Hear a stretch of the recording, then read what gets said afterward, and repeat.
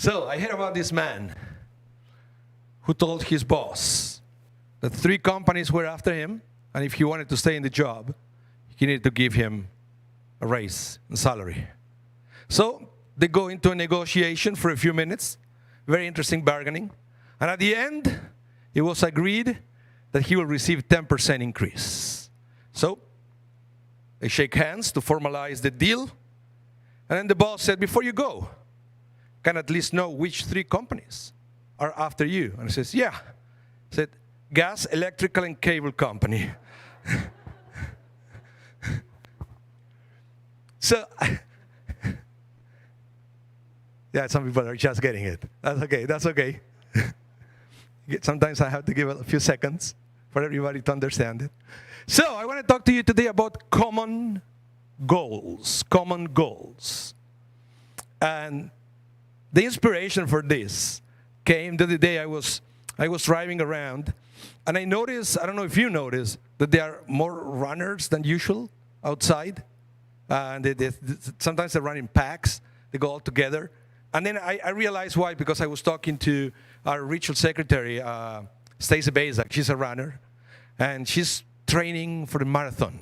So I said, oh, that's why. They're all training, because very soon it's going to be marathon season. So people who've been training indoors all winter, so they have to go outdoors. And you would see that they run together, and they try to stay together. Sometimes it's a method that they have to be sure they can go further, because they encourage each other, right? To go towards what I realized was this common goal, which is the final line. It's just interesting how they go together there. But I realized that all these runners that they go together, they're probably very different from each other. They probably have different, political views, right? They will have a different understanding of the economy, or many worldviews. It's probably different.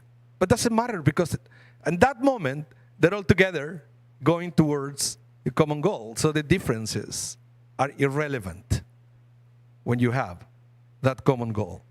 And I realize that as we are ending with the book of Exodus this week, what will be the proper message to give to the people of Israel before wrapping up the book? Is it going to be about the Exodus? No, it's not.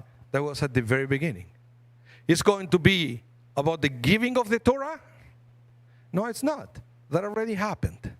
What is going to be at the end of the Parsha? Well, surprise, surprise. The last 5 Torah portions of the book of Exodus are dedicated to talk about the tabernacle, about the Mishkan, about the first sanctuary built for the people of Israel. And why is that? Because yes, it is important to remember the Exodus and the Torah, which at this point is part of the past. But it's even more important to finish this book of deliverance with the place that it was created to have a shared future and a common goal. You will see that even in this Parsha, all the tribes, that they were so different from each other. If you're into Kabbalah, there's a beautiful description of every tribe and how they have different characteristics and how different people they were one from the other. And they have different opinions. They have different views of the world, but that didn't matter. Whenever the Torah is talking about the Mishkan, whenever the Torah is talking about the tabernacle, you will see that the people of Israel, they're all together, because the tabernacle represents the common goal of the Jewish people. And the tabernacle, the sanctuary in modern days, the synagogues, they should be a place where we don't notice, we don't feel, we don't encourage our differences. But it's a place where we can feel that they are all united in one common goal. The thing is, synagogues should never divide people. Synagogues should bring people together, because this is our modern sanctuary. Going back, that's what I mentioned at the beginning of the service. This week's Parsha contains the name Vayakhel. God congregated the people of Israel. And the word Vayakhel is the same word that we use for Kehillah, congregation. And I realized a few months ago, before we left the building on Wellington Crescent, I noticed something in one of the stones that are placed on the wall there, that it says the names of the synagogue of Shari Zedek in Hebrew. Okay? And you will say that it says Kuf, Kuf, Shari Zedek. Okay? The letter Kuf is the first word, the first letter of Kehillah. Okay? But I was wondering, why the double Kuf? Right? Kuf, Kuf, Shari Zedek should be only one. Kuf, Shari Zedek. Kehillat, Shari Zedek. And I started to ask around. Somebody told me, well, because it's not Kehillat Shari Zedek, it's Kehillat Kodesh Shari Zedek. Do you know that that's the real name of the synagogue in Hebrew? Holy Congregation Shari Zedek, if you follow that. That is very common when you mention. And I realized that this is what a congregation, this is what a synagogue should be all about. This is the place when it's not that we just congregate. We congregate for a holy purpose.